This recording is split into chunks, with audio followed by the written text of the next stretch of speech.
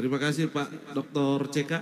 Kita berikan aplaus dulu kepada seluruh narasumber kita pada pagi hari ini. Saya mohon izin Pak Menteri, Pak Ketum, sebelum saya menyampaikan dan membuka sesi untuk pertanyaan, saya ingin menyampaikan dulu hasil daripada rapat kita sebelum diskusi pada hari ini terkait permasalahan tenaga non-ASN. Jadi kita sudah rapat dengan Pak Menpan, BKN, dan juga APKASI, APEKSI, dan juga APSI. Rapatnya itu dipimpin langsung oleh Pak Menpan RB terkait permasalahan. Kami menyampaikan supaya pertanyaan dari Bapak Ibu sekalian tidak berulang. Sehingga kami harapkan Bapak Ibu sekalian bisa fokus mendengarkan dulu yang menjadi permasalahan serta solusinya, sehingga Bapak Ibu sekalian boleh bertanya di luar daripada usulan yang telah kami berikan. Jadi ini merupakan usulan dari APKASI, APEKSI, dan juga APSI. Yang pertama, terkait dengan pengangkatan P3K. Permasalahannya adalah terbatasnya anggaran untuk memberikan gaji kepada P3K. Apalagi di satu sisi sudah diterbitkan Undang-Undang HKPD yang membatasi belanja pegawai tidak boleh lebih dari 30%. Sehingga usulan kami, APKASI, APEKSI, dan juga APSI, pengangkatan ini diserahkan kepada pemerintah pusat pembiayaannya. Kemudian berkaitan dengan range gaji. Yang kedua, ditetapkan range gaji. Jadi kalau misalnya ditetapkan dalam satu provinsi, range gajinya itu 1 juta sampai dengan 1,5. Sehingga nanti pada saat penggajiannya, Bapak Ibu sekalian, para kepala daerah dan pemerintah kabupaten kota serta provinsi boleh mengambil dalam range gaji tersebut. Contoh, apabila seorang guru ditetapkan di satu daerah range gajinya 1 juta sampai dengan 1,5, disesuaikan dengan kemampuan keuangan daerahnya masing-masing. Jadi bisa saja daerah A menggajinya 1,1, daerah B menggajinya 1,3, daerah C boleh menggajinya 1,5. Yang jelas tidak boleh lebih dari 1,5 dan tidak boleh kurang dari 1 juta. Disesuaikan dengan kemampuan keuangan daerahnya masing-masing. Kemudian yang kedua, yang ketiga, permasalahan yang kedua adalah setiap kepala daerah terpilih pasti melakukan pengangkatan honorer. Makanya pembengkakan tenaga honorer ini setiap tahunnya bertambah. Maka solusi yang kita tawarkan adalah setiap kepala daerah yang baru saja dilantik diberikan kuota pengangkatan P3K. Mohon izin, tetapi masa kerja P3K itu sama dengan priorisasi bupatinya.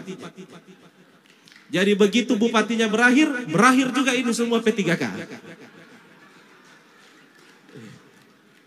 Kalau misalnya dia 2 periode, maka 2 periode juga P3K-nya. Ini juga bisa mengakomodir teman-teman yang titipannya banyak.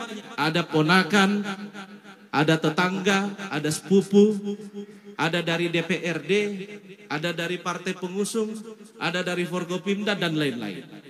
Sehingga usulan kita adalah setiap kepala daerah diberikan kuota pengangkatan P3K yang masa kerjanya disesuaikan priorisasi kepala daerah. Yang ketiga, permasalahan yang ketiga adalah kepada honorer yang tidak memenuhi syarat. Seperti tadi yang disinggung oleh Pak Dr. CK, kepada honorer yang tidak memenuhi syarat. Solusinya yang pertama, diberikan pelatihan pengembangan kewirausahaan. Plus diberikan uang pisah sebagai modal usaha bagi mereka. Yang kedua, diberikan kartu prakerja. Yang ketiga, melakukan penandatanganan MOU dengan BUMN, BUMD, dan juga swasta.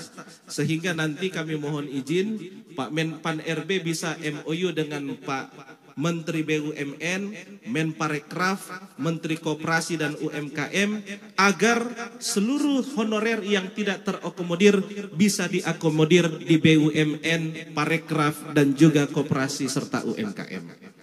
Sehingga itulah menjadi solusi bagi seluruh honorer yang tidak memenuhi syarat terangkat menjadi PNS atau P3K.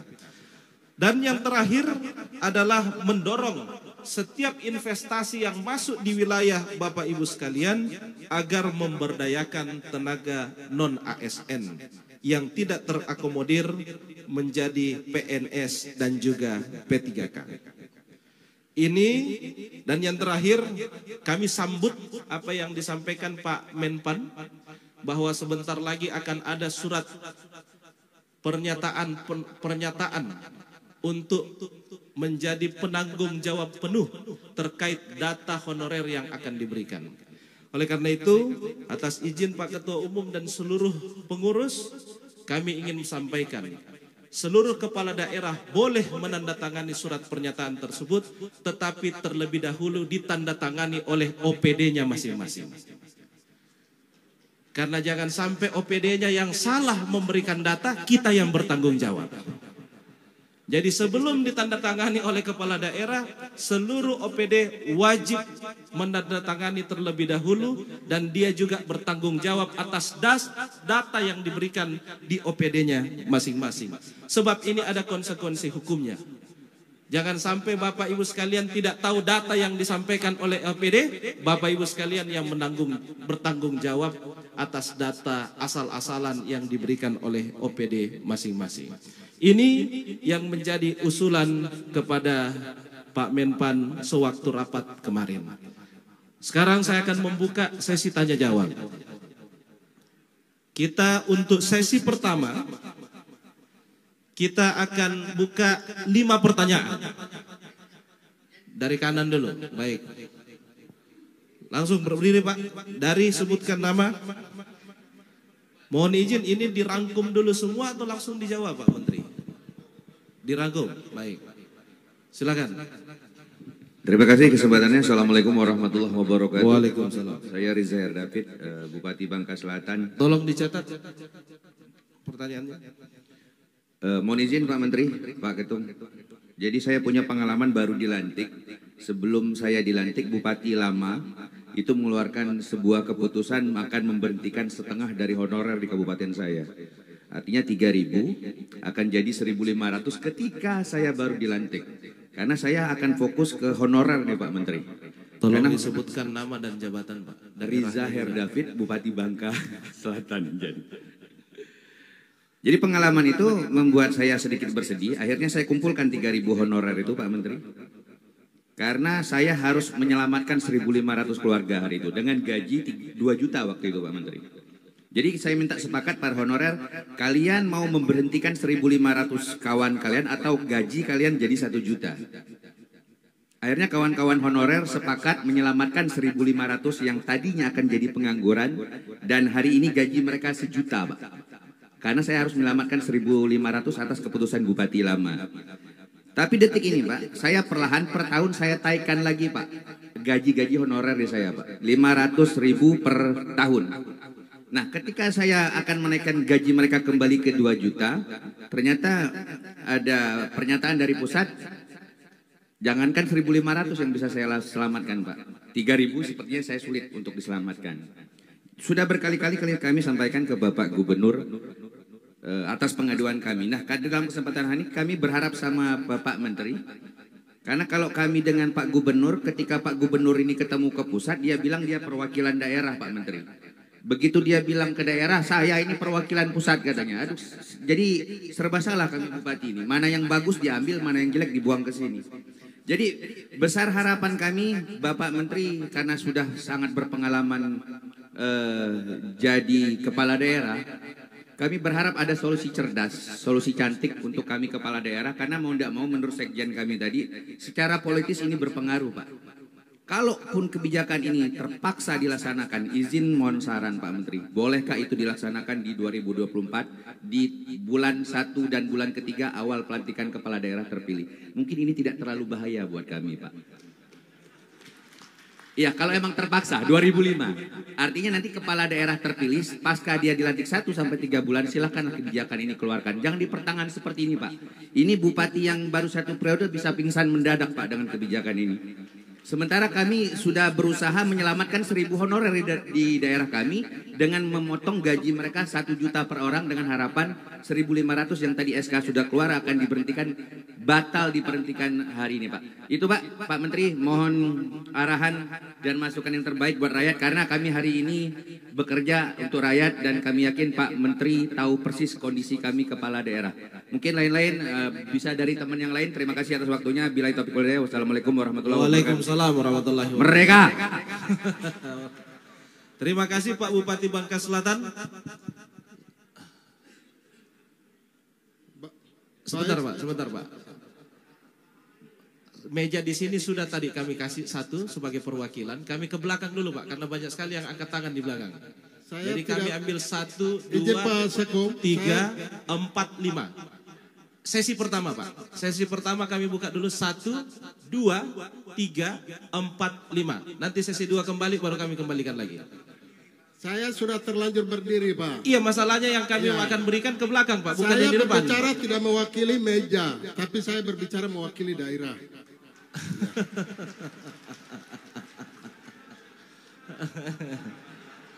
Ya. Baik. Assalamualaikum warahmatullahi wabarakatuh. Shalom, salam sejahtera untuk kita semua. Om Swastiastu, nama budaya. Salam kebajikan dan salam sehat untuk kita semua. Merdeka! Merdeka! Merdeka! Ya. Baik, Bapak Menteri Pan RB yang sangat kami hormati, Kepala BKN dan juga Ketua Umum Apkasi dan segenap pengurus, para narasumber yang sangat saya hormati, kasihi dan sangat apresiasi. Semua materi yang disampaikan oleh Bapak Ibu semuanya sangat luar biasa. Mari kita tepuk tangan dulu untuk semua narasumber kita. Pertama saya perkenalkan diri, saya Hermusindo SIPMH Bupati Manokwari dari Provinsi Papua Barat. Izinkan saya untuk menyampaikan beberapa hal. Pertama, terkait dengan pengangkatan P3K yang persyaratan utamanya harus S1 ya. Saya sampaikan bahwa kalau kita menerapkan persyaratan S1 untuk seluruh P3K, kami di daerah khususnya di Papua sangat sulit untuk kami bisa mencapai persyaratan itu. Karena itu bisa diturunkan ya. Karena hampir tenaga khusus honorer kita di daerah hampir rata-rata SMA dan juga SMP, bahkan ada yang SD. Kalau bisa ini diprioritaskan, ya diberikan kelonggaran untuk kami di daerah. Kemudian yang kedua, khusus untuk Menteri Kesehatan, ya kami sampaikan bahwa khusus untuk P3K kami untuk tenaga kesehatan ada 519, ini belum diangkat. Khusus untuk Menteri Pendidikan, kami berterima kasih dan juga kepada Menteri Pan RB dan juga Kepala BKN kami menyampaikan apresiasi yang sebesar-besarnya karena 545 P3K dari tenaga guru sudah diangkat dan Kepala BKN sendiri datang ke Manokwari untuk penyerahan SK-nya. Mari kita beri apresiasi. Bapak Ibu semua yang saya hormati, saya kira khusus kita di Indonesia ini, orang menjadi pegawai negeri itu sebuah harga diri, Pak. Jadi kalau kita membatasi rakyat kita atau anak-anak kita, adik-adik kita untuk tidak menjadi pegawai negeri dan nanti saya dengar-dengar bulan Desember sudah dihilangkan. Saya bilang ini menimbulkan masalah baru bagi kita di daerah. Karena Bapak Ibu di pusat boleh tidur dengan tenang, Pak. Kami di daerah ini, kantor kami pasti dipalang habis semua ini. Ya. Jadi kalau bisa diberikan kelonggaran, ya. Kalau ditiadakan sama sekali sampai dengan bulan Desember, saya kira ini bukan solusi. Tapi mari kita cari solusi untuk tenaga honorer kita semuanya, yang saya kira hampir semua daerah sudah mendata semuanya. Kami di Manokwari hampir 3.000. Nah, kami berharap ini kalau bisa kita bikin komitmen sama-sama untuk kita selesaikan data honorer yang sudah ada, nah, jangan ada tambahan lagi. Ya, saya kira itu. Terima kasih. Assalamualaikum warahmatullahi wabarakatuh. Selesai. Ya, terima kasih Pak Bupati Manokwari. Sebentar Pak, sebentar. Jadi saya sampaikan kepada Bapak Ibu sekalian, jangan dulu ada yang berdiri sebelum ditunjuk. Ya. Nanti moderator menunjuk, baru Bapak Ibu sekalian berdiri langsung ke mic mengajukan pertanyaannya. Saya ke belakang dulu Pak. Bapak, silakan Pak. Tolong sebutkan namanya dan jabatannya, serta pertanyaannya ditujukan kepada siapa, supaya langsung konkret, dan tolong juga pertanyaannya konkret. Terima kasih. Terima kasih. Assalamualaikum warahmatullahi wabarakatuh. Nama saya Torik Modanggu, Bupati Gorontalo Utara. Pertanyaan pertama, tadi Pak Sekjen Apkasi menyampaikan poin-poin yang menjadi hasil pertemuan dengan Pak Menteri. Ada poin terakhir soal honorer yang tidak lulus dalam seleksi P3K itu diberikan sejumlah alternatif, itu bagus. Tapi ada persoalan bagi daerah. Mereka ini orang-orang yang sedang bekerja di guru, juga tenaga kesehatan. Sekarang porsi yang mereka tinggalkan setelah mereka tidak bisa diangkat menjadi tenaga honorer itu problem tersendiri bagi daerah. Misalnya di Gorontalo Utara, dari 15 puskes, itu ada 5 puskesmas yang pasti hampir tutup. Itu pertama. Yang kedua, TK PAUD itu sebanyak 189 yang akan tutup. Karena semuanya SMA dan sebagian pasti ada yang tidak lulus. Itu pertama. Yang kedua, kami berharap bahwa rakor pada hari ini menghasilkan keputusan yang bisa kami bawa ke daerah, karena rakyat menunggu kami soal status honorer ini. Karena kami lihat tadi hanya satu dari Kementerian Dalam Negeri yang memperkuat atau mengangkat 3 opsi yang diajukan oleh Pak Menteri, yaitu mengangkat seluruhnya menjadi ASN, memberhentikan seluruhnya, atau mengangkat berdasarkan prioritas. Pertanyaan ketiga atau hal ketiga, menurut saya soal honorer ini bukan soal hanya regulasi dan data. Kita ini ada prinsip otonomi daerah. Jadi bukan semata-mata soal regulasi dan soal data, tapi bahwa dengan undang-undang otonomi daerah ini, itu artinya negara mengakui keragaman daerah. Penyeragaman itu tidak adil bagi daerah karena kita punya kondisi yang berbeda. Contoh, perlu diuji daerah-daerah dengan kapasitas fiskal yang rendah. Apakah ini juga diberlakukan secara serentak atau dengan prinsip sentralisasi? Itu yang soal yang ketiga. Kami mau sampaikan contoh pada sosialisasi PP 49 di Batam, saya hadir waktu itu. Tidak ada roadmap. Kalau tadi Pak Menteri bagus sekali, roadmapnya jelas, sehingga daerah punya persiapan. Ini hanya sosialisasi bahwa ada Permen 49 2018 tentang terjemahan dari Undang-Undang 5 2014. Tetapi tidak ada roadmap. Kalau ada roadmap seperti tadi, saya kira daerah-daerah bisa menyesuaikan. Yang ketiga, dalam konteks pertanyaan ketiga ini menurut saya, sekarang ini sistem bisa mengatur. Artinya kepala daerah yang akan hadir belakangan pasca pilkada berikutnya, dia akan terkunci oleh sistem. Makanya menurut saya 3 poin kalau kita ingin mencari solusi mendasar. Pertama, regulasi oke, yaitu Undang-Undang 5, Permendagri 49. Lalu yang kedua, roadmapnya jelas bagi daerah berdasarkan data-data real yang tadi sudah dipaparkan. Dan yang ketiga, sistem yang mengunci ini. Saya yakin dengan ini setiap proses politik akan menyesuaikan dengan ini, dan daerah-daerah punya kemampuan untuk mempersiapkan diri karena sudah terkunci dengan 3 hal. Regulasi roadmap jelas, dan yang ketiga sistem informasi.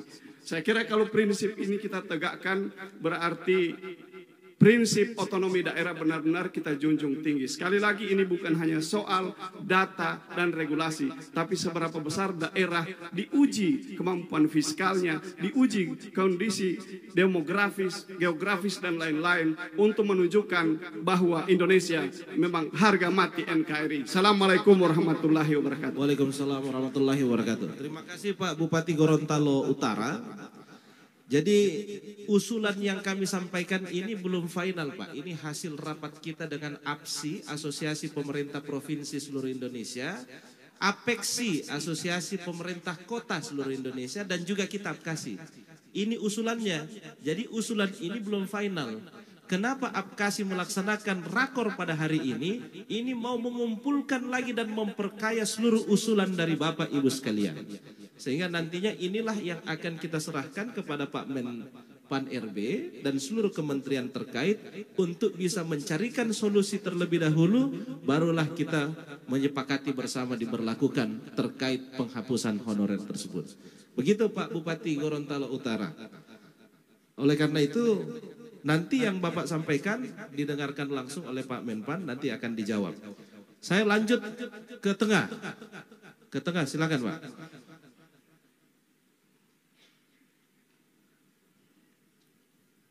Nanti sebelah kiri satu, yang belakang satu Pak. Belakang satu, belakang sekali satu, sini satu. Selebihnya sesi kedua. Pak Askolani sesi kedua Pak. Lanjut. Bismillahirrahmanirrahim. Assalamualaikum warahmatullahi wabarakatuh. Waalaikumsalam warahmatullahi wabarakatuh. Saya Sekretaris Daerah Kabupaten Kampar. Nama Dr. Andrews Yusri, MSI. Yang kami hormati Pak Menteri beserta jajaran, Pak Menpan RB, dan seluruh pejabat daerah, dan yang kami hormati Ketua APKASI beserta Pak Sekjen. Kami mungkin selaku Sekretaris Daerah tentu menghitung anggaran juga Pak Menteri RB, kemudian Deputi Keuangan.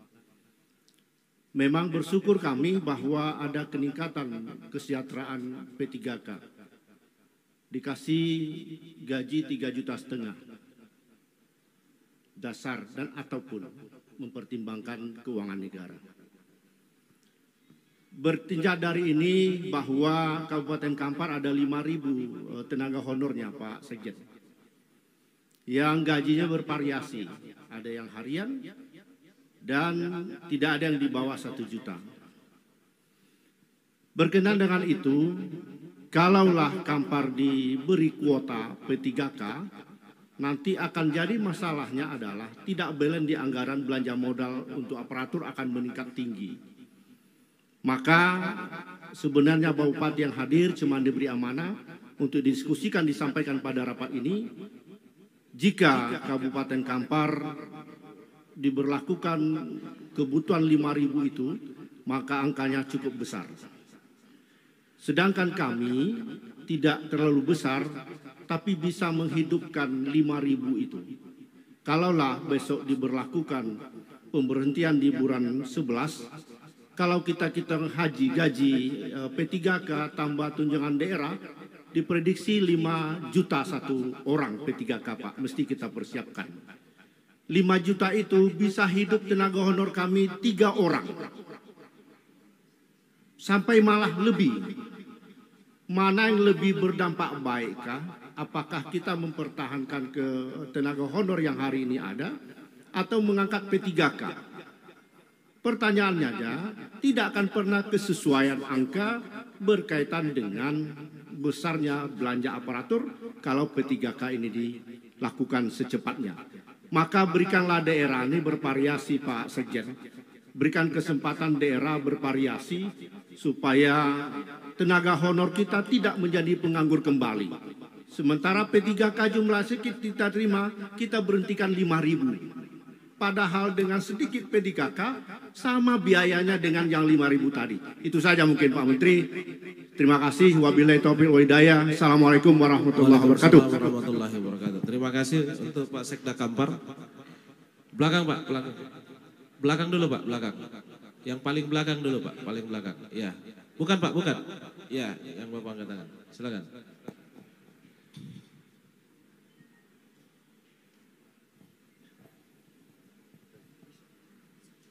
Terima kasih atas kesempatan yang diberikan.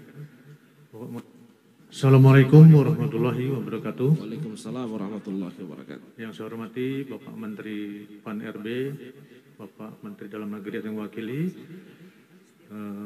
mewakili, Menteri Pendidikan, Menteri Kesehatan, dan Bapak Kepala BKN.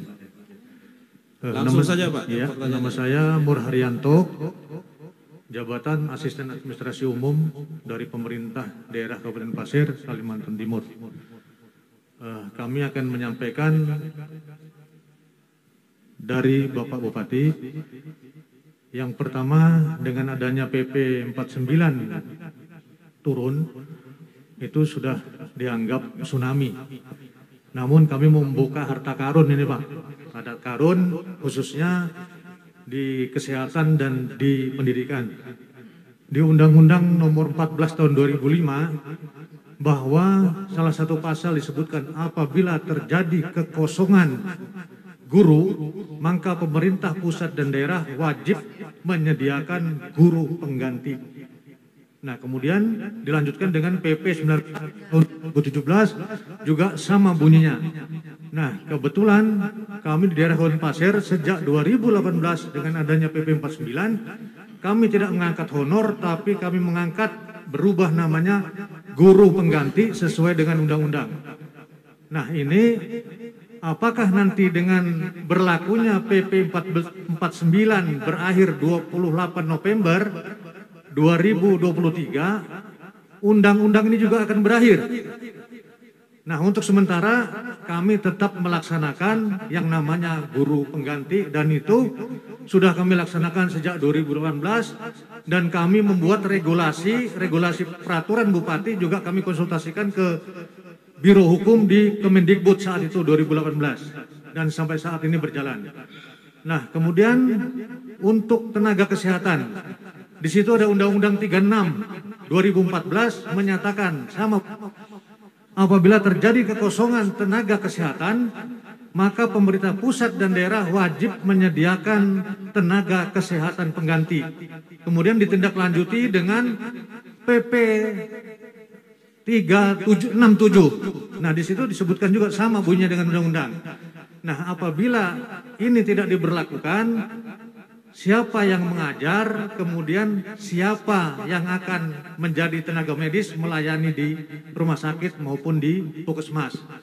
Nah, sedangkan tenaga kesehatan di daerah kami yang PNS itu hanya 600 sekian, yang honornya itu adalah 1000 sekian. Jadi melebihi. Kalau ini tidak diperhatikan, apabila diberlakukan PP 49, berarti kita menyalahi. Kemudian yang terakhir, di daerah kami saat ini sebagaimana edaran dari 185 tadi dari Pak Menpan RB, di situ diperbolehkan untuk outsourcing. Nah, jadi untuk tenaga kebersihan, kemudian supir dan pengamanan, kami upayakan di tahun depan kami akan outsourcingkan.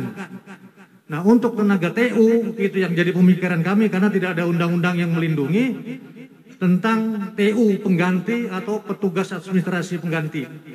Nah, satu hal lagi di Dinas Pendidikan, di Kementerian Pendidikan, satu lagi Pak, untuk tenaga TU yang mengelola dapodik dan sebagainya, itu kami tidak punya. Sementara ini tenaga guru semua yang digunakan. Terima kasih. Ya, baik, terima kasih. Assalamualaikum warahmatullahi wabarakatuh. Waalaikumsalam warahmatullahi wabarakatuh. Sebelum Pak Menteri meninggalkan tempat, karena ada kegiatan lain, maka kita minta dulu Pak Menteri untuk bisa menjawab beberapa pertanyaan dari teman-teman Bupati sebelum Bapak Menteri meninggalkan tempat. Berkenan Pak Menteri? Ya, silakan Pak Menteri.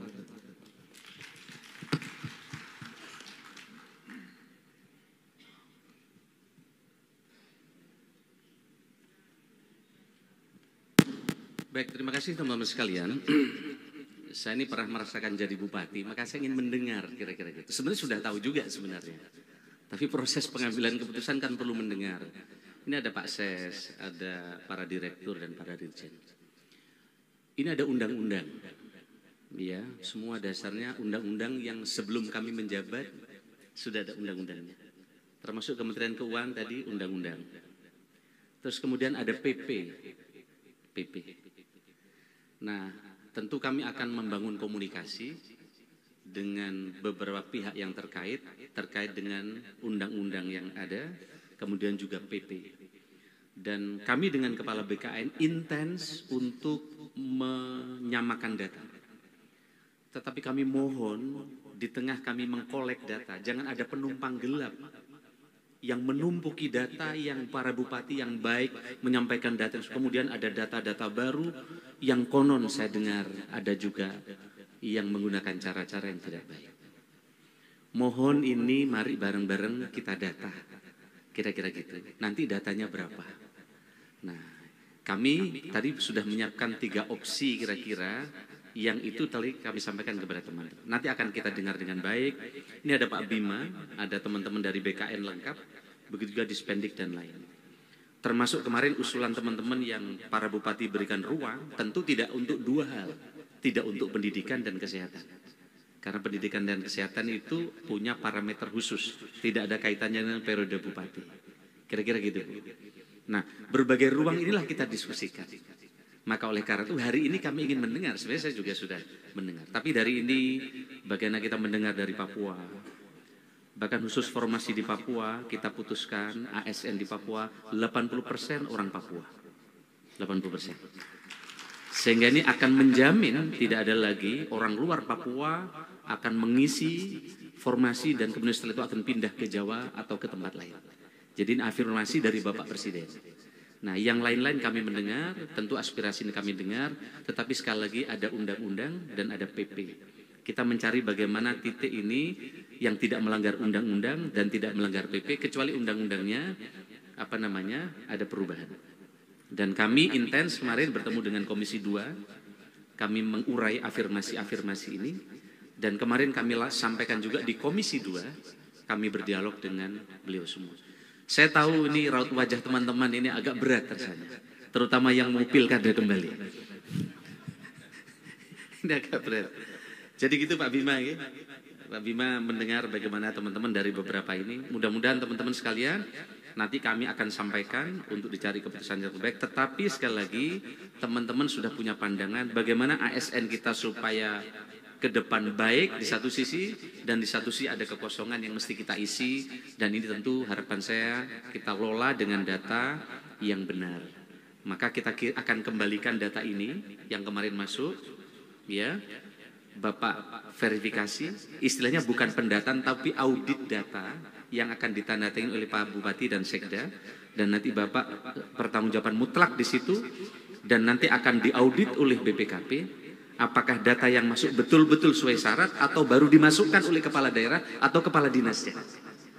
Kalau ditemukan nanti, ternyata di data itu, data yang baru dimasukkan oleh kepala dinasnya, setelah diaudit oleh BPKB ditemukan, maka akan ada konsekuensi hukum.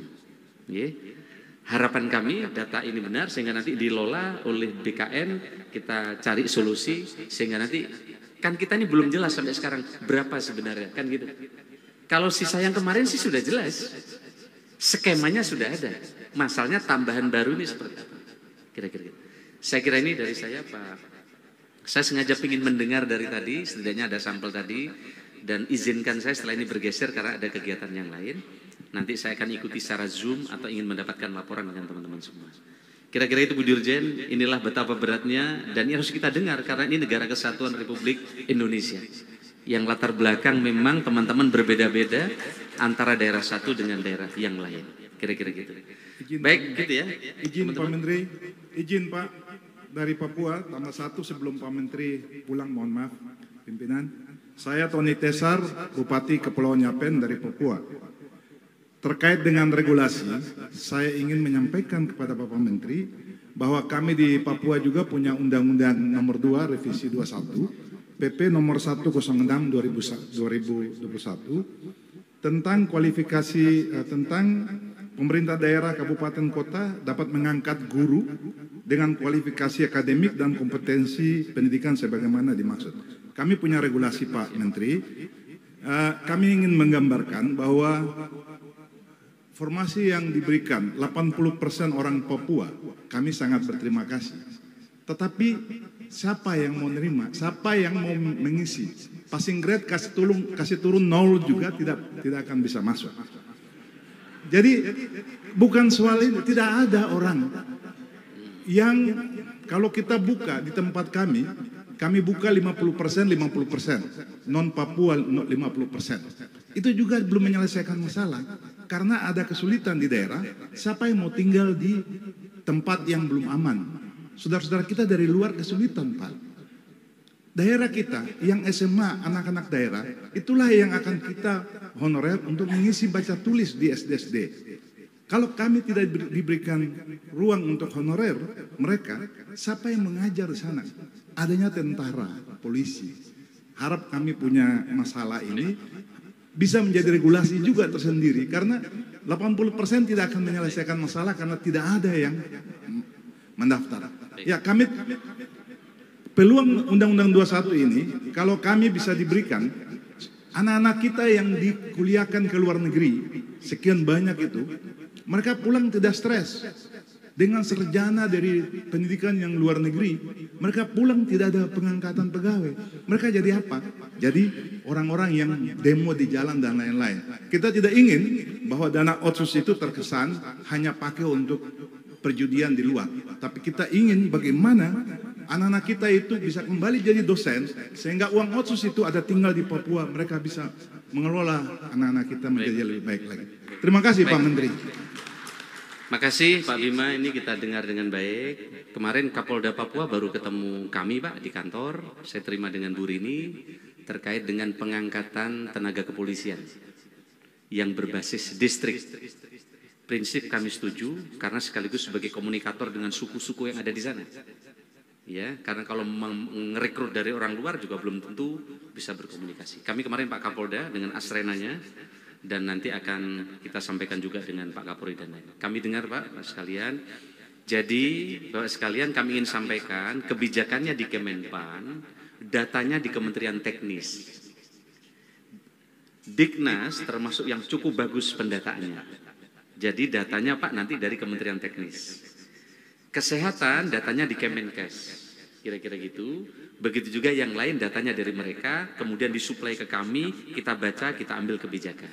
Kemudian ada Pak Bima yang di sini adalah pusat data, termasuk soal-soal kebijakan teknis di kepegawaian. Jadi Bapak Ibu hari ini didengarkan dengan yang pas, ada Pak Bima dan lain-lain. Mudah-mudahan nanti ini menjadi masukan penting buat kami. Saya akan berdiskusi dengan teman-teman di DPR. Kalau saya tadinya opsinya ya bagaimana bersaing. Tapi kan Indonesia ini ternyata latar belakangnya dan masalahnya juga bermacam-macam. Kira-kira gitu ya. Terima kasih. Mohon izin nanti ini akan diurai oleh beliau-beliau. Kami akan geser ke beberapa acara yang lain. Mohon maaf. Terima kasih. Selamat siang. Assalamualaikum warahmatullahi wabarakatuh. Pak Menteri, mohon izin untuk dapat menerima plakat. Kami undang Ketua Umum APKASI. Kami persilakan Bapak Sultan Haris Katuanku Kerajaan SE untuk dapat memberikan plakat kepada Bapak Menteri. Kami persilakan Bapak, mohon berkenan. Dokumentasi silakan untuk dapat diabadikan.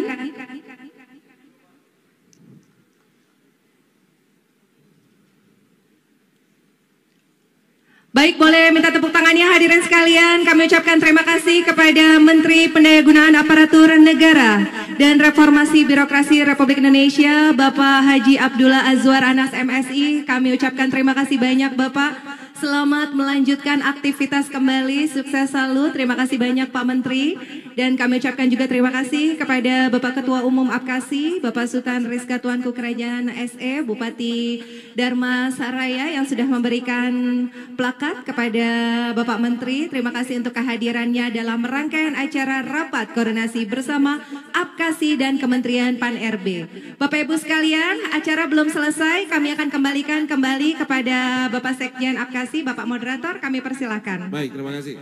Langsung Pak, yang terakhir. Yang kiri. Yang sudah berdiri, ya. Silakan Pak. Assalamualaikum warahmatullahi wabarakatuh. Waalaikumsalam. Selamat siang dan salam sejahtera begitu semua. Terima kasih. Sebenarnya ini saya mau Pak Menteri mendengarkan ini sebenarnya. Tidak apa-apa nanti berpanjangan narasumber baik dari keuangan, Mendagri maupun dari Pan RB dan kita. Yang pertama nama saya Ampera Imebas, Bupati Baritimur, Kalimantan Tengah, dan saya sudah mungkin nanti tahun depan sudah berakhir, jadi 2 periode. Yang pertama saya 2013 jadi bupati, saya senang waktu itu. Tapi kalau tadi dipilihkan ada 3 pilihan, saya lebih senang sebenarnya yang ketiga, lewat seleksi. Itu saja sebenarnya. Karena tadi ada keterangan berapa keterangan juga tadi kan kita perlu digitalisasi dan sebagainya. Kalau banyak saya pengalaman melihat di pegawai itu kalau sudah yang berumur itu susah juga pakai komputer itu susah nih Kak. Mohon maaf nih. Jadi mereka banyak memakai yang tenaga honor. Jadi kadang-kadang yang honor itu yang disuruh-suruh mereka. Mereka nggak bisa itu. Kalau anak-anak kan kalau matanya merek gini aja bisa dia main. Kalau sudah berumur itu enggak. Nah ini sebenarnya. Nah saya waktu 2013 saya suka waktu itu kalau tadi pilihan kalau Pak Menteri pilihan saya yang ketiga seleksi aja. Jadi orang itu kalau seleksi yang 2 selesai. Nah lalu saya waktu 2013 senang. Waktu itu Pak Jokowi mewacanakan bahwa pensiun itu 50 tahun. Nah ternyata waktu zamannya Pak SBY mau berakhir jadi 60. Wah ini kita bilang agak repot juga saya nih. Ini pengalaman dan ternyata juga pengalaman saya itu saya menempatkan di staf ahli itu orangnya udah apa ya istilahnya nggak bisa kerja lagi udah stroke. Kita mau berhenti kasihan. Nah ini sebenarnya. Dan ada juga yang kadang-kadang yang guru juga sudah 58 ya itu juga stroke. Lalu ada juga yang jaga cucu lah sebagainya. Ini banyak Pak. Jadi saya tadi kalau seleksi yang ketiga. Jadi kita tadi katanya digitalisasi uangan dan sebagainya. Saya pemekaran, daerah pemekaran itu pasti banyak Pak. Tenaga honor pasti banyak. Karena daerah pemekaran. Jadi saya tetap mudah-mudahan tadi nanti mau kirim Pak Menteri, ya kalau pegawai itu sudah cukup 50 atau itu pilihan pertama. Pilihan kedua ada 55. Saya menghitung kalau 55 Pak, anak 7 tahun masuk SD, dia SD 6 tahun, SMP 3 tahun, SMA 3 tahun, kuliah 4 tahun, berarti 23 tahun. Nah kalau dia kawin 25 tahun, berarti ada umur 50, anggaplah anak 2 udah selesai itu kuliah, mungkin beban dada. Nah saya sarankan, jadi kalaupun masih nanti juga pegawai itu, nanti kalaupun misalnya mau diperpanjang, dia ada 2 dilewati. Pertama adalah tes kesehatan, yang kedua tes kompetensinya lagi. Itu karena banyak juga orang kalau sudah yang ini tapi kompetensinya susah Pak. Saya pengalaman saja nih. Jadi agak yang dulu bagus, saya di Kespol atau perpustakaan yang terlalu ini kan. Nah itu sebenarnya. Nah ini jangan artinya tentang kepegawaian. Tadi juga mengenai kalau misalnya Pak, contoh kalau menerima bagus tadi guys. Kalau kita lihat anak-anak kuliah itu banyak sekarang lulus. Kemana mereka nempatkan? Tapi kalau masuk mau pegawai, kalau dulu kan banyak penerimaan pegawai, sekarang susah nih. Coba Bapak bayangkan hitung, ini menteri mewakili menteri keuangan. Berapa kalau yang sudah misalnya golongan 4B itu berapa gajinya? Berapa tunjangannya? Berapa kalau pegawai yang baru itu bisa mengganti yang baru? Lagi fresh lagi apa nih? Tenaga. Mohon maaf yang ada. Saya jujur saya dari orang swasta dan pengalaman saya. Mohon maaf nih. Iya pertanyaan tadi nomor 3. Saya nomor 3. Itu aja kalau memang. Tapi saya usul lagi. Makanya kalau pegawai itu tidak usah terlalu lama-lama Pak. 55 tahun cukup. Jadi nanti pegawai baru banyak. Kira-kira gitu Pak. Terima kasih. Wassalamualaikum warahmatullahi wabarakatuh. Baik, kita langsung ke narasumber untuk menjawab di sesi yang pertama. Ini sebentar, nanti di sesi yang kedua. Kita persilahkan dulu karena ini narasumber juga ada beberapa yang sudah mau meninggalkan acara. Pak Abak bisa ke Pak Abak dari Kemenpan RB untuk bisa menjawab beberapa pertanyaan dari teman-teman kepala daerah dan juga teman-teman dari daerah terkait yang pertama menyelesaikan solusi honorer dari Pak Bupati Bangka Selatan, kemudian Manokwari terkait dengan persyaratan diturunkan dari S1 sebab berbeda situasi yang ada di Papua maupun Papua Barat. Kemudian Pak Bupati Gorontalo Utara terkait dengan opsi yang tidak terakomodir agar bisa ditambah lagi usulannya. Ini sudah kita catat. Kemudian dari Bupati Sekda Kampar dan juga Pak Bupati Barito Timur. Silakan Pak Abak. Maju ke depan mungkin Pak. Ya, di sini saja Pak jawabnya Pak.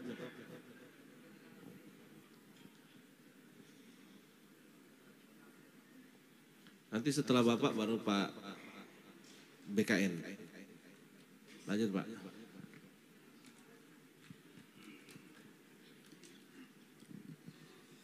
Baik, terima kasih Pak Sekjen, Pak Moderator. Mohon izin untuk menyampaikan atau menanggapi beberapa pertanyaan dari Bapak-Bapak Bupati. Jadi yang pertama kaitan dengan tadi sistem penggajian dan sebagainya. Jadi kami sudah membuat 3 opsi. Nah, salah satunya adalah ada mekanisme yang memang tidak melalui belanja pegawai. Nah, mungkin itu juga jadi bahan kajian ketika dengan apkasi, dengan apeksi pun itu menjadi salah satu bagian yang kita pertimbangkan apakah itu masih bisa digunakan atau tidak. Nah, oleh sebab itu nanti dari tim perumus akan melakukan kajian lebih dalam. Sehingga urgensinya karena memang ada keterbatasan anggaran untuk membayar misalnya, bisa saja ketika anggarannya ada, baru dia bisa beralih menjadi P3K. Kemudian yang kedua, tadi kaitan dengan kualifikasi yang dari Papua tadi, sebetulnya persoalannya itu bukan di kualifikasinya Pak, tapi di jenis jabatannya. Nah, jenis jabatan inilah yang berdampak kepada kualifikasi.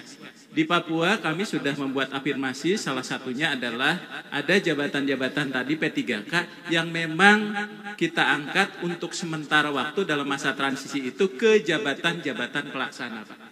Itu sebagai salah satu kemarin solusi yang untuk di Papua penerapannya.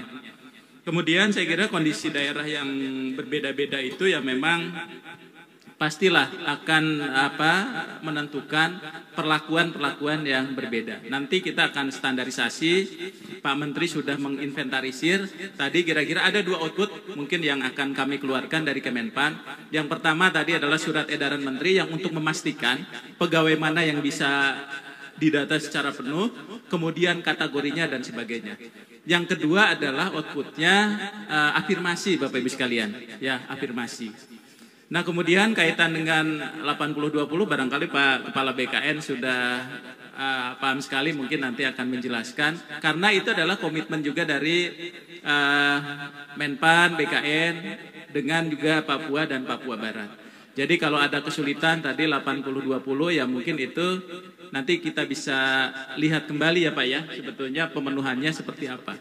Di Papua Barat malah lebih rinci lagi Pak, 80 turun lagi, itu apalagi di dalamnya ya Pak ya, itu lebih rumit lagi. Jadi artinya itu kita serahkan secara penuh kepada pemerintah Papuanya Pak. Kemudian kalau persoalan pensiun dan sebagainya saya kira karena itu sudah diatur dalam undang-undang, maka ya undang-undang itulah nanti yang harus kita ikuti. Yang penting bagaimana Pak Bupati pengembangan kompetensinya. Apakah orang sampai 60, sampai 55, sampai 58 itu produktif atau tidak? Dia berkinerja atau tidak? Nah, barangkali itu Bapak Ibu sekalian dari hasil ini kami secara teknis akan kami rumuskan di level kami gitu setelah mendapatkan masukan di forum yang mulia ini. Saya kira itu Pak Sekjen, terima kasih. Assalamualaikum warahmatullahi wabarakatuh. Waalaikumsalam warahmatullahi wabarakatuh.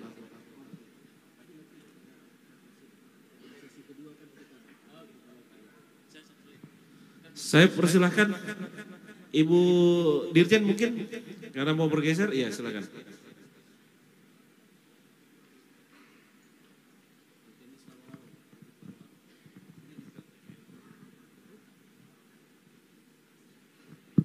Terima kasih Pak Sekjen, Pak Moderator.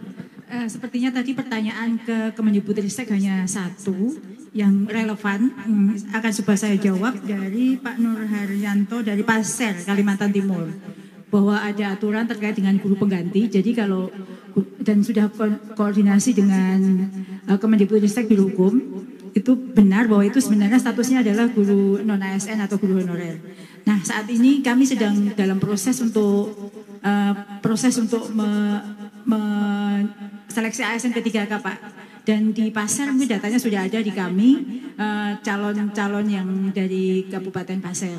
Dan itu memang, apakah tadi pertanyaannya apakah akan berakhir, ya sesuai dengan Undang-Undang ASN, bahwa guru-guru pengganti itu ikut sertakan dalam seleksi ASN P3K JF Guru.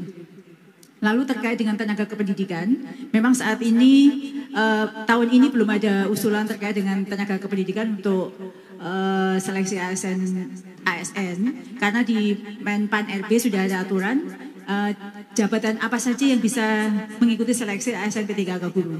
Dan memang benar bahwa saat ini tenaga operator dan tenaga kependidikan lainnya masih dirangkap oleh guru. Dan nanti kami juga sudah menghitung, sebenarnya dalam paparan kami di slide terakhir ada perhitungan kebutuhan tenaga ASN untuk tenaga kependidikan.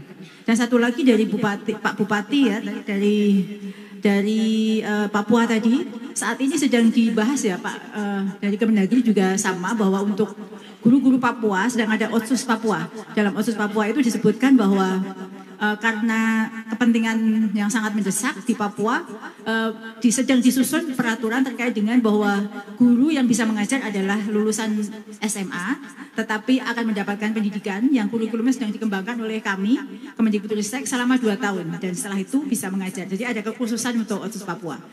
Harapannya setelah ini, tadi yang dikhawatirkan, pemenuhan kebutuhan guru di Papua segera dapat diselesaikan. Demikian Pak Sekjen. Baik, terima kasih Bu. Saya langsung ke Pak Made Arya dulu dari Kementerian Keuangan.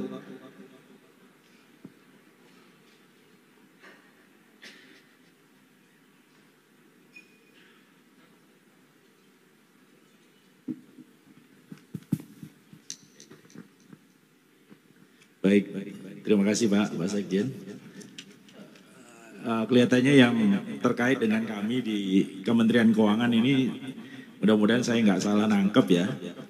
Jadi sekarang ini beberapa menyampaikan agak berat gitu ya, memilih antara mengangkat P3K atau memberhentikan honorer gitu. Nah justru saya bertanya nih, kalau status mereka itu tidak P3K, buat kami susah mengalokasikan anggarannya. Sementara kan kalau honorer harus Bapak bayar dari APBD. Jadi pilihan gitu ya. Ketika misalnya diangkat menjadi P3K itu gajinya menjadi 3 juta gitu. Dibandingkan dengan yang sekarang ini gajinya mungkin 1,5 juta honorer. Tapi kan uangnya tidak dari pusat, tidak dari APBN, 1,5 jutanya. Ini bagaimana gitu menyikapi Bapak Ibu di daerah ya. Karena yang jelas perhitungan alokasi dari sisi kami adalah ketika status mereka PNS daerah atau P3K daerah, itu akan menjadi variabel di dalam penghitungan alokasi yang akan masuk ke dalam transfer ke daerah, khususnya di komponen DAU-nya. Nah, ini mohon juga menjadi pertimbangan gitu.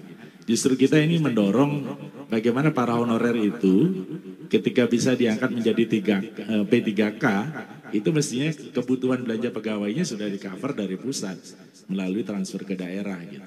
Sehingga beban Bapak Ibu di APBD yang mungkin selama ini ada yang mengalokasikan melalui belanja barang jasa, mestinya tidak lagi gitu ya. Karena sudah disediakan dari belanja pegawainya yang merupakan bagian dari DAU.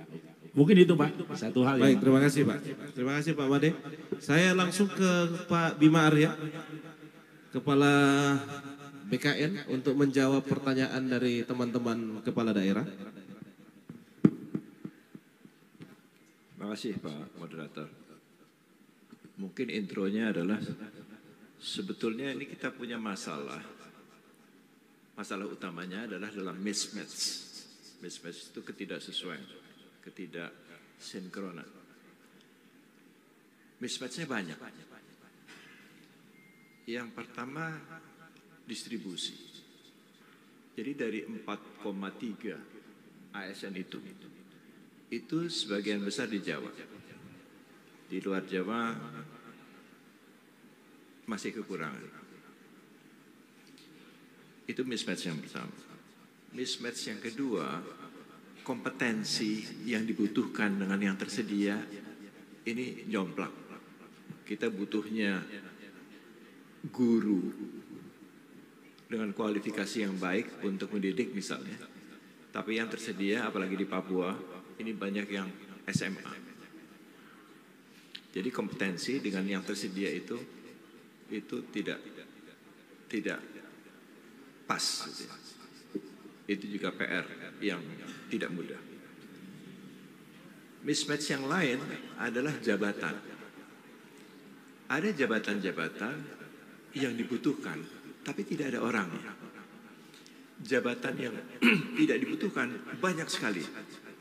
ASN. Jadi guru fisika, guru matematika, biologi, kimia, itu kurang sekali. Kebetulan saya selalu mendapatkan tugas ke Papua, jadi saya spesialis Papua. Di Papua itu jangankan mencari guru matematika, guru yang S1 saja seperti tadi Pak Bupati Yapen sampaikan, itu juga tidak banyak. Ya.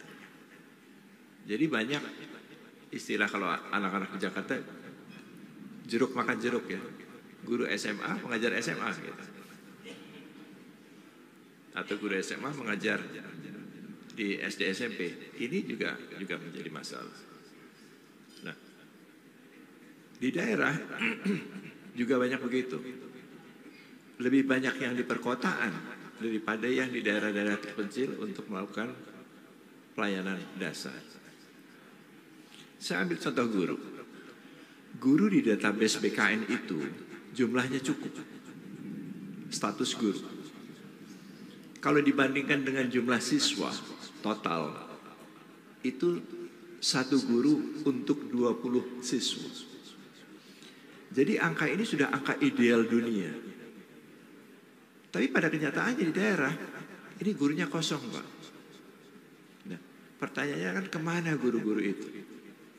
Jadi saya pernah diajak oleh teman-teman anggota DPR, Komisi 2, kalau nggak percaya Pak Kepala BKN ikut kita. Gitu. Jadi ke sekolah yang memang ada tidak ada guru ASN-nya, honorer semua. Ini kan Pak Bima, ini gurunya honorer semua nih, tidak ada ASN-nya. Cuman kan saya curiga saja, masa sih ya? Gitu.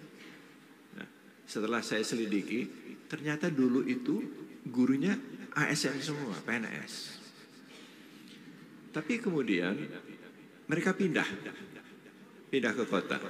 Nah, caranya macam-macam. Caranya kebetulan dia kenal Kapolresnya, kenal Kajari, dia bilang Pak Bupati ini saudara saya jangan di daerah terpencil lah, pindah ke kota. Jadi satu-satu seperti itu. Akhirnya karena tidak ada gurunya di sana, honorer lah yang di sana. Nah, guru yang di kota ini tidak mengajar sebagai guru. Nah ini banyak sekali mismatch seperti itu. Nah jadi kita perlu hati-hati melihat angka itu. Jadi banyak sekali yang komplain. Ini guru saya ke Kabupaten Asmat waktu itu. Ini puskesmasnya tidak ada dokternya Bapak. Tapi setelah saya lihat, oh ini dokternya ada sebetulnya. Cuman dia tidak bekerja di situ. Dia di kota. Nah itu banyak yang seperti itu. Nah, oke, kalau begitu bagaimana kita kemudian mencoba mengatasi masalah ini? Ini sudah ada terlanjur banyak tenaga honorer yang ada dalam sistem. Ini harus diselesaikan. Jadi untuk saya masalahnya ada dua. Pertama, bagaimana kita menyelesaikan masalah tenaga honorer yang ada dalam sistem sekarang ini. Itu yang pertama. Yang kedua, bagaimana menghentikan rekrutmen honorer terus-menerus ini sehingga masalah ini tidak menjadi warisan lagi. Saya sangat sadar bahwa masalah tenaga honorer ini warisan dari pemimpin bupati sebelumnya. Tapi bisakah kita tidak mewariskan kemudian kepada bupati berikutnya? Selesai di sini. Nah, kita perlu mencari cara itu. Saya tidak berpotensi menjadi polisi di sini. Saya ingin justru kita mencari solusi bersama-sama karena saya rasa BKN sendiri tidak akan bisa menyelesaikan masalah ini sendiri. Nah, jadi kalau kita lihat angkanya tadi 1,1 juta. Katakanlah setelah di audit menurut bahasa Pak Menteri tadi turun menjadi 400, 500 itu sudah akan sangat luar biasa untuk kami kalau bisa turun sampai segitu. Nah, sekarang pertanyaannya 500.000 itu bisakah kita selesaikan dalam 1 tahun? Rasa-rasanya kok susah. Rasa-rasanya susah. Guru P3K saja tidak bisa kita selesaikan dalam 1 tahun. Padahal itu jelas, namanya jelas, alamatnya jelas, sekolahnya jelas ya. Dari tes kemudian diterima saja ada usulan untuk sampai P3K, itu tidak selesai. Jadi harus berkali-kali. Sekarang ini mau masuk tahap ketiga ya Prof. Nurul ya. Tahap 1 belum selesai. Lakukan lagi tahap kedua belum selesai. Ini tahap ketiga nih. Jadi saya merasa ini juga tidak rasa-rasanya sulit selesai sampai November 2023. Nah, tentu harus ada solusi untuk itu. Saya tadi mendengar bahwa kita mungkin perlu melakukan ini secara bertahap. The layering. Bertahapnya mungkin bisa bertahap dari sisi profesinya, jabatannya. Ini guru selesaikan dulu tenaga kesehatan. Atau bertahap dari sisi jumlahnya. Itu juga bisa kita lakukan. Tapi tentu perlu ada upaya-upaya dari pemerintah bersama-sama nanti. Saya hanya bisa mengusulkan ke Pak Menpan, Pak Mendagri, gitu ya, Kementerian Keuangan. Ini bagaimana kalau kita selesaikan bertahap, jadi tidak berhenti sampai 2023. Tentu dengan ada roadmap. Kalau seperti itu, apa solusinya? Mungkin kita perlu penyesuaian dari regulasi ini. Karena kita tidak mungkin menabrak regulasi itu di PP soalnya. Jadi mungkin perlu ada upaya untuk melakukan penyesuaian di PP itu sehingga penyelesaiannya bisa bertahap. Nah kemudian kami tidak pernah main pukul rata. Kami tahu setiap daerah berbeda, kompetensinya berbeda, permasalahannya berbeda. Jadi selalu untuk setiap pengambilan keputusan dalam rekrutmen itu juga sudah di-customize sebetulnya. Untuk daerah-daerah yang memang SDM-nya tidak terlalu kuat, itu walaupun passing grade-nya sama, tapi tingkat kesulitan soalnya berbeda, jauh. Jadi kami punya kalau tes itu ada tingkat kesulitan yang tinggi, sedang dan rendah. Nah, kita bermain di situ. Jadi untuk daerah-daerah terpencil itu kita bermain pada soal-soal rendah. Soal-soal rendah itu 75% pasti bisa. Soal-soal sedang itu 50%. Yang soal-soal sulit itu 25% yang bisa. Jadi selalu ada diskresi seperti itu. Selalu ada diskresi seperti itu. Untuk Papua juga banyak diskresinya. Jadi selama ini kalau tidak ditemukan guru yang memenuhi persyaratan di Papua itu, kami memperbolehkan yang SMA juga mengajar. Tetapi daerah punya kewajiban untuk meningkatkan kemampuan guru-guru itu, entah di sekolah, entah diberi beasiswa, supaya mereka kemudian bisa menjadi S1, sehingga memenuhi persyaratan perundang-undangan. Kalau guru harus S1, itu juga kita berikan. Nah, memang yang sulit adalah bagaimana menarik minat, kekosongan dari guru-guru yang tidak ada. Mencari guru matematika, fisika, biologi di Papua itu Sulit sekali, sulit sekali. Yang banyak dengan latar belakang agama, teologi. Nah, masa guru teologi kita jadikan guru fisika, matematika, biologi kan agak susah. Nah, ini tentu perlu diskusi yang panjang nanti dengan Prof. Nuno, ini gimana caranya untuk memenuhi kebutuhan guru seperti itu. Kemudian saya kira kita memang perlu sistem yang mengunci tadi. Jadi pendataan itu nanti kalau sudah masuk semua, sudah diverifikasi, akan kita kunci database-nya. Jadi database itu nanti by name, by address, orang-orangnya sudah jelas. Itu yang akan kita proses. Nah, tadi saya sudah berdiskusi dengan Pak CK dari Kemdagri, ini mungkin perlu dikunci sistemnya nih. Jadi misalnya kalau sudah ada roadmap menyelesaikan database yang akan masuk ini, katakanlah ini diselesaikan dalam waktu 3-4 tahun gitu ya. Tidak boleh ada tambahan lagi. Jadi keuangan negara, baik itu dari APBN dan APBD, perlu dikunci untuk tidak boleh membayar rekrutmen baru. Itu nanti APBD-nya akan diperiksa oleh teman-teman Kemdagri, teman-teman keuangan daerah. Nah, ini tentu akan ada masalah kalau misalnya itu disalahgunakan. Nah, kalau disalahgunakan itu nanti akan ada unsur kerugian negara. Kalau memang sudah dilarang, tapi masih dilakukan. Nah,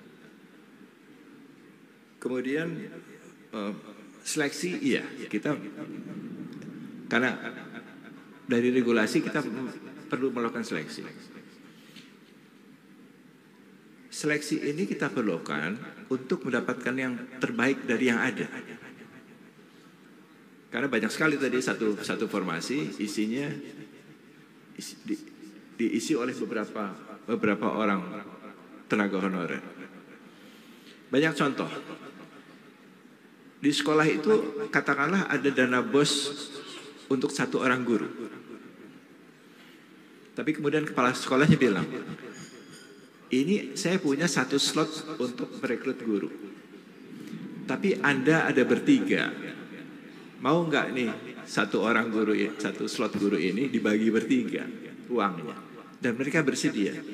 Jadi mereka terimanya 600-700an 1 orang dibagi 3. Dari 2,1 juta itu dibagi 3. Nah, ini kan kalau formasi ini dibuka hanya akan ada 1. Tapi orangnya 3. Nah, orang 3 ini perlu dilakukan seleksi untuk mencari yang terbaik di antara mereka. Nah, bagaimana yang 2 orang tadi? Nah, itu yang kemudian kita harus punya juga exit strategi untuk bagaimana yang tidak tertampung dalam proses seleksi tersebut.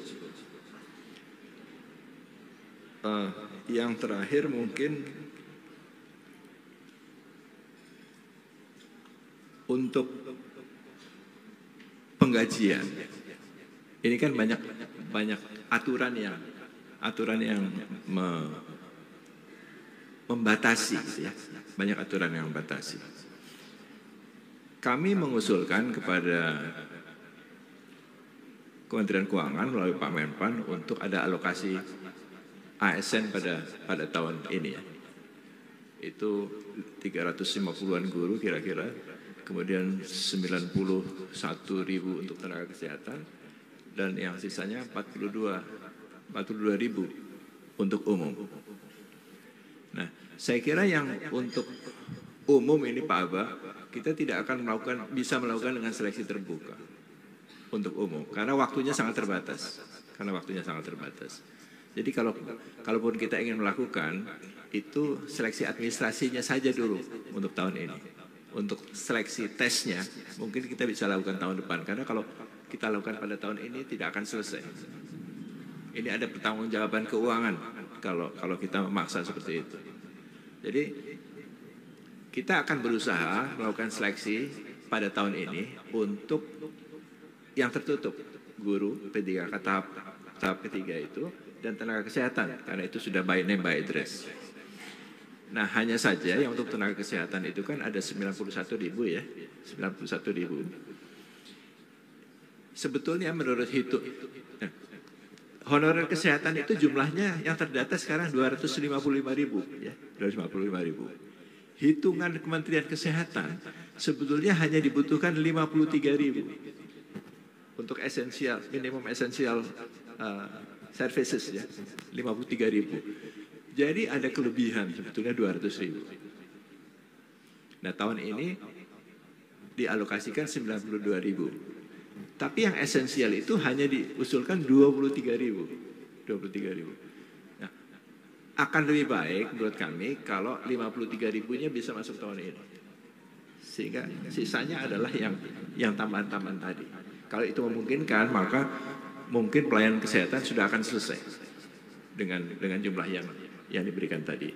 Tapi kalau tidak bisa begitu, ini akan ada lagi untuk tahap berikutnya tahun depan untuk melakukan rekrutmen tenaga kesehatan.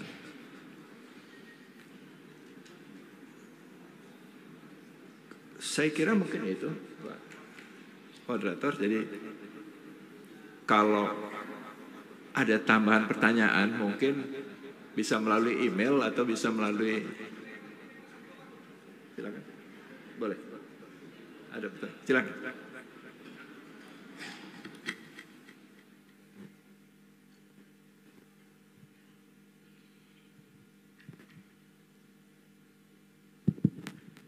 Assalamualaikum warahmatullahi wabarakatuh.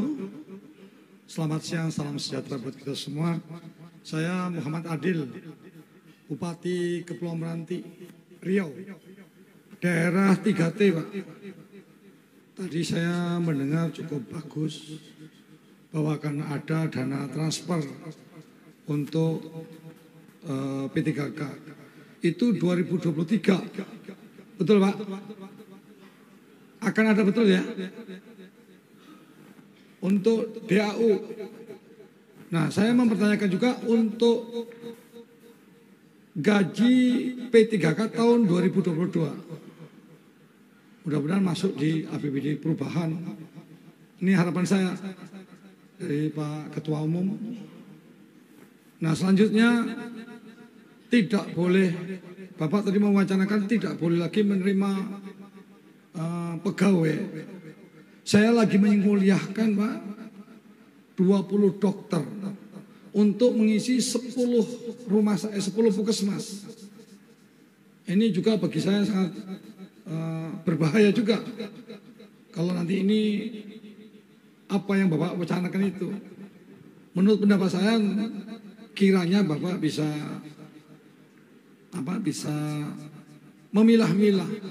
Kami daerah 3T, kalau ke Jakarta itu butuh waktu 6 jam. Tapi kalau ke Malaysia, ke Singapura itu 1 jam sudah sampai, Pak. Tapi kami tidak dapat perhatian. Kami Badan Pusat Statistik, sekolah itu cuma 7 tahun. Berarti kelas 1 SMP, Pak. Makanya saya kekurangan guru 665 guru, Pak. Tersebar di 205 TK, SD, SMP. Jadi mohon kiranya kalau bisa saya minta kayak Papua itu khusus untuk daerah 3T. Kalau ada 3T kami mungkin 5T Pak. Terluar, tertinggal, terpencil, terisolasi, terbodoh Pak. Dan terlupakan. Jadi saya Bupati kedua Pak, sudah hampir 14 tahun pemekaran. Jadi sekali lagi tolong jangan diabkasi. Ini kalau abkasi tidak bisa memperjuangkan, dibubarkan aja abkasinya. Kalau seandainya 10 puskesmas itu Pak, kami butuh 10 dokter gigi, 20 dokter umum. Karena dokter yang dibawa ke sana baru sebentar aja sudah tak sanggup ya Pak. Karena kami kepulauan Riau, tapi kepulauannya Kepulauan Riau. Kami di daerah kepulauan. Jalan menuju ibu kota provinsi itu tidak ada. Kami hidup tergantung dengan jam 9, jam 10, jam 1, jam 4. Lepas itu kami sudah terkurung, nggak bisa kemana-mana. Dan pegawai yang rata-rata ke sana itu sebentar aja sudah minta pindah. Jadi saya minta ini pertimbangan, mungkin daerah-daerah lain juga ada yang sama nasibnya dengan kami. Walaupun kami penghasil minyak, seharusnya kami makmur, tapi kami faktanya terbalik, Pak. Sekali lagi mohon dikhususkan untuk daerah kami yang tertinggal ini. Mungkin itu saja, terima kasih. Allahumma biqil lakum. Assalamualaikum warahmatullahi wabarakatuh. Merdeka! Jadi mungkin saya bisa menjawab pertanyaan itu. Yang pertama tentu ada rencana atau rencana kebutuhan dalam 5 tahun ke depan. Kita perlu punya rencana, perlu punya roadmap. Itu juga harus menghitung mengenai di dalamnya analisa jabatan dan analisa beban kerja. Jadi berapa sih sebetulnya yang dibutuhkan dalam 5 tahun ke depan dan berapa breakdown per tahunnya. Itu biasanya nanti teman-teman BKN dan teman-teman Kemdagri akan melihat dokumen-dokumen itu. Nah, untuk kasus dokter tadi, ini kan mereka belum ada dalam sistem, belum dalam database P3 honorer. Mereka akan masuk ketika mereka selesai. Nah, tentu kita tidak hanya akan membuka formasi-formasi untuk menyelesaikan tenaga honorer ini, tapi juga pasti akan ada formasi untuk umum, P3K umum. Mereka bisa dimasukkan ke sana. Mereka bisa. Nah, kalau mereka adalah ikatan dinas seperti tadi, tentu itu bisa disampaikan sehingga seleksinya seleksi tertutup, tidak seleksi terbuka. Seleksi tertutup itu seleksi untuk mereka saja. Tapi tetap harus mengikuti seleksi karena itu aturannya begitu. Jadi seleksi untuk dokter-dokter yang kembali dari dinas, dari pendidikan untuk masuk ke dalam pelayanan publik. Itu bisa dilakukan begitu. Jadi ada cara untuk begitu. Tidak akan menutup teman-teman yang sudah disekolahkan untuk menjadi pelayan publik di puskesmas. Jadi itu bisa dilakukan seperti itu. Itu salah satu cara untuk bisa menampung mereka. Karena memang banyak sekali. Kalau tidak salah di Aceh itu juga banyak sekali yang menyekolahkan dari SMA untuk menjadi dokter. Itu saya tidak tahu apakah sudah terdata, tapi itu banyak yang seperti itu. Mungkin itu perlu juga didata, teman-teman Kemenkes, sehingga kami juga punya data berapa jumlah dokter yang disekolahkan dengan ikatan dinas untuk bisa melayani puskesmas dan rumah sakit di daerah terpencil. Kalau itu ada datanya dari awal, ini akan lebih mudah bagi kami untuk menyusun rencana ke depan. Saya kira itu. Ya, terima kasih.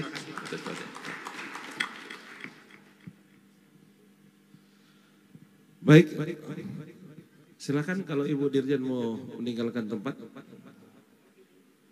Kami persilahkan ke Pak Sugianto, Direktur Perencanaan Tenaga Kesehatan Kemenkes. Silakan, Pak.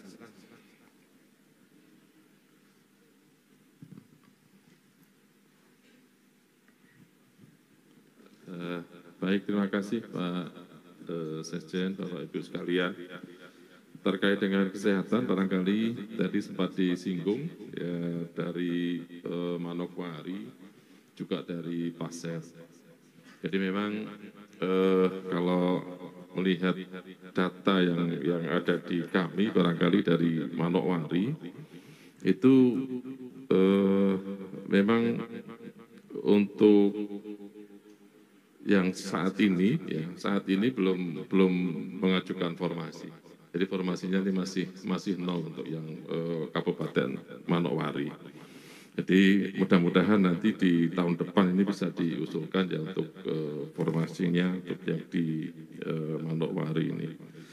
Dan kalau kita lihat datanya dari Manokwari ini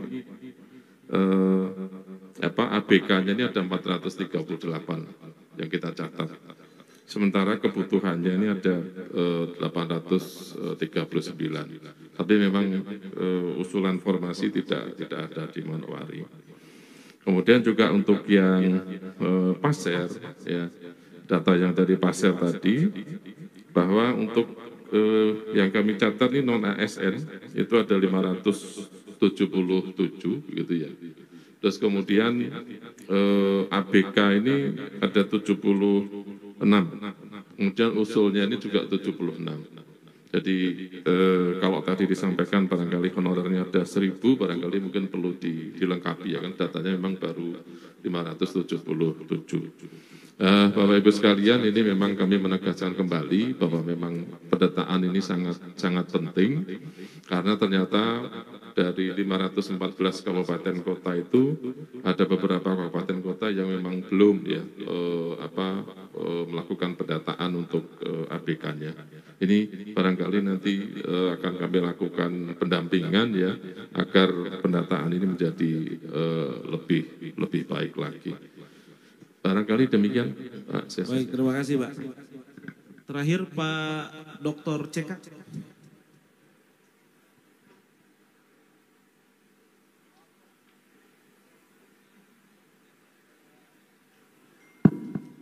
Baik, terima kasih Pak Sekjen. Saya mungkin secara umum saja. Yang pertama tadi Pak Menteri sudah memberikan opsi 3. Nah, sebenarnya tadi sudah pancingan. Sebenarnya bisa jadi solusi nih kalau seandainya teman-teman di sini Bapak Bupati, Bapak Ibu Bupati sudah bisa memilih dari opsi itu, kemungkinan besar kita di opsi pertama kah, memberhentikan semua, mengangkat semua, atau yang opsi ketiga bersyarat. Nah, yang bersyarat dengan prioritas. Kalau itu bisa kita sepakati, berarti kan tinggal kita cari solusi untuk menyelesaikan opsi ketiga nih. Nah, kalau kemudian disimpulkan opsi ketiga Pak Sekjen, maka otomatis kita masing-masing membuat semacam perencanaan roadmap. Tadi Pak Menpan sudah menyampaikan roadmapnya yang dari pusat. Tinggal lagi disambut dengan roadmap yang ada dari daerah. Sehingga kita menghormati kebijakan peraturan perundang-undangan yang ada, namun kita juga punya solusi untuk menyelesaikan tahap demi tahap tadi. Mungkin itu Pak Sekjen yang bisa kami tambahkan. Terima kasih. Saya kembalikan. Baik, terima kasih. Kita berikan aplaus dulu kepada seluruh narasumber kita. Sekarang kita masuk pada 2 opsi. Yang pertama opsinya kita buka lagi sesi kedua untuk memberikan pertanyaan. Kita berikan lagi kesempatan 5 terakhir untuk memberikan pertanyaan. Dan setelah itu kita akan menutup rapat koordinasi kita pada siang hari ini. Dan apabila masih ada pertanyaan dari Bapak Ibu sekalian, mohon diberikan kepada Sekretariat Apkasi, dimasukkan dalam email dan nanti akan ditampung oleh teman-teman sekretariat yang ada di Apkasi. Sehingga seluruh masukan, saran dari Bapak Ibu sekalian dari seluruh daerah yang ada bisa kami tampung, lalu kemudian kami akan berikan rekomendasi kepada Bapak Menpan RB. Dan seluruh kementerian terkait akan kami tembuskan untuk rekomendasi dari Apkasi. Sesi yang kedua kita akan buka, cuman 2 saja yang angkat tangan. Baik, 1, 2, 3, 4, 5. Sebelah sini dulu Pak, sebelah sini dulu Pak. Tadi kita putar ini. Tadi sebelah kanan, sekarang kita mulai sebelah kiri. Silakan Pak. Singkat, jelas dan padat Pak. Ya, izin Pak. Assalamualaikum warahmatullahi wabarakatuh. Waalaikumsalam warahmatullahi wabarakatuh. Saya Bupati Maluku Tenggara, Kepulauan Kei, agak jauh dari sini. Pak Koordinator, Pak Sekjen yang saya hormati dan narasumber. Yang pertama, kami ada di wilayah perbatasan. Dan pertanyaannya saya langsung saja, bagaimana dengan para ASN? Karena TNI Polri yang bertugas di wilayah perbatasan sudah digaji dengan wilayah perbatasan. Lalu bagaimana dengan ASN termasuk guru, pegawai yang ada di situ? Itu yang pertama. Yang kedua, soal K2. K2 ini kan memang sudah terdata Pak. sudah terdata, tetapi klarifikasinya mereka terutama guru, dia tidak memenuhi persyaratan karena ijazahnya bukan ijazah sarjana pendidikan. Dia sarjana S1 tapi kan yang diperlukan adalah sarjana pendidikan. Artinya wilayah saya berbeda dengan juga wilayah yang lain tadi. Itu yang kedua. Dan yang ketiga, ya saya sepakat dengan pertanyaan yang pertama tadi sekali Pak. Ya kalau soal ini mungkin kita hitung-hitung untuk ditunda. Karena memang semua yang disampaikan rasanya belum terjawab untuk masalah honor. Yang ketiga, yang keempat, yang disebutkan tadi ada 20 yang khusus untuk guru dan tenaga kesehatan. Saya pengen jawaban yang pasti dari Departemen Keuangan. Yang disebutkan dengan 23 triliun, 26,23 triliun. Apakah itu memang sudah disisihkan untuk guru dan tenaga kesehatan? Kalau itu dipastikan, mari kita jalankan. Tapi kalau memang tidak, maka ini dikembalikan kepada daerah. Terima kasih. Baik, Assalamualaikum terima kasih. warahmatullahi wabarakatuh. Lanjut yang kedua Pak, tadi Bapak sudah selesai. Yang kedua sebelah kiri. Cukup. Silakan. Terima kasih. Assalamualaikum warahmatullahi wabarakatuh. Waalaikumsalam. Saya datang Bupati Bandung, Pak Sekjen. Pertama, saya apresiasi bahwa Pak Menteri ini sudah hadir di tengah-tengah kita. Dan saya bahwa Pak Menteri ini asalnya kepala daerah akan paham tentang kebutuhan kita. Artinya saya mensupport dan mendukung opsi yang ketiga, yang mana direkrut secara bertahap. Tetapi saya mohon ini masukan ya, bahwa setiap daerah pasti beda-beda kebutuhan dan beda-beda permasalahan. Saya kira bahwa setiap daerah ini harus membuat grand design berapa kebutuhan ideal di masing-masing daerah. Contoh Kabupaten Bandung, kalau kita berbicara ideal, Kabupaten Bandung itu harus ada 34.000 tenaga pegawai yang tentunya saat ini existing PNS ada 13.000, honorer ada 11.000, P3K baru 2.000 sekian, sehingga masih kekurangan sekitar 6.000. Nah, di hadapan dengan kondisi saat ini bahwa tidak boleh tidak bahwa saat ini harus disesuaikan dengan kondisi terkini yaitu IT, Pak. Di sini ada pengurangan. Nah, kalau seandainya idealnya 34.000 dikurangi dengan kondisi adanya IT, maka berapa kebutuhan ideal? Ini saya kira semua daerah ini harus ada samaan dulu, baru kita breakdown. Dan yang ketiga, saya kira bahwa juga harus menghitung. Contoh Kabupaten Bandung, Pak Ketum ya, ini 13.000, setiap tahunnya itu pensiun PNS-nya 1.300 sampai 1.500. Kalau kita hitung 5 tahun ke depan, berarti semakin berkurang PNS kita. Nah, tolong juga pikirkan tahun berapa next selanjutnya kira-kira pemerintah merekrut PNS. Yang notabene saat ini sudah mencetak kader-kader bangsa untuk menjadikan PNS. Itu saja, terima kasih. Assalamualaikum warahmatullahi wabarakatuh. Terima kasih Pak Bupati Bandung. Saya ke tengah. Ibu silakan. Sudah Pak. Nanti baru saya ke kanan lagi. Silakan singkat, padat, dan jelas. Terima kasih Bapak. Assalamualaikum warahmatullahi wabarakatuh. Waalaikumsalam. Kami dari BKD Kabupaten Trenggalek ingin menyampaikan bahwa untuk ini kami mendapat formasi sebanyak 1.606 untuk semua dari guru, kesehatan, dan teknis. Namun formasi kami putus. Iya. Untuk guru kami mengusulkan 975, tapi masih ada beberapa yang belum bisa kita angkat karena APBD kita tidak mampu. Jadi mohon kami juga sepakat dari usulan beberapa daerah untuk anggaran pegawai ini betul-betul bisa didanai dari APBN. Kemudian yang kedua terkait dengan kesehatan Bapak.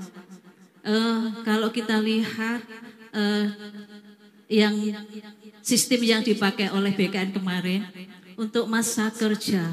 Slot yang disiapkan itu hanya untuk maksimal 5 tahun. Padahal kenyataannya di kami ada beberapa bahkan banyak honorer kita yang di kesehatan itu masa kerjanya 5 tahun. Kami khawatir kalau nanti ada afirmasi yang masa kerjanya lebih dari 5 tahun, ini juga akan sama nilainya dengan yang